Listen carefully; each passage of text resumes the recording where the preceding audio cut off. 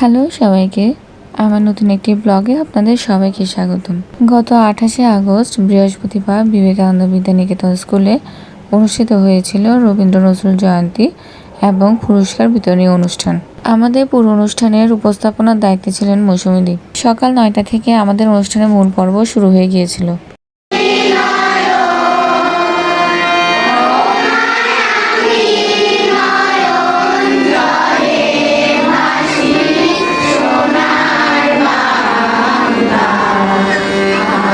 জাতীয় সঙ্গীতের পরিবেশনার মাধ্যমে আমাদের মূল অনুষ্ঠান শুরু হয়েছিল।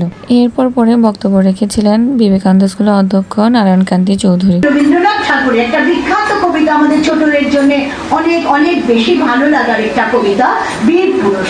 ভেতরে সে দুটা রবীন্দ্রনাথ ঠাকুর এবং কাজী নজরুল ইসলামের প্রতিকৃতি এসেছে। তো আমরা আমাদের সন্তানদের এই সাফল্যে আমরা অত্যন্ত এরপর বক্তব্য রাখেন বিবেকানন্দ বিদ্যানিকেতনের শিক্ষা উপদেষ্টা প্রফেসর রীতা দত্ত। তারপর শুরু হয়ে যায় আমাদের সাংস্কৃতিক অনুষ্ঠান। এরই মাঝে বক্তব্য রাখেন রামকৃষ্ণ বিবেকানন্দ ট্রাস্টের সম্পাদক তাপস ওর, রামকৃষ্ণ বিবেকানন্দ ট্রাস্টের সভাপতি দুলাল কান্তি মজুমদার এবং বিবেকানন্দ বিদ্যানিকেতন স্কুলের প্রাক্তন অধ্যক্ষ। অনুষ্ঠানের ফাঁকে ফাঁকে আমি ওদের দুষ্টুমিগুলো একটু দেখছিলাম।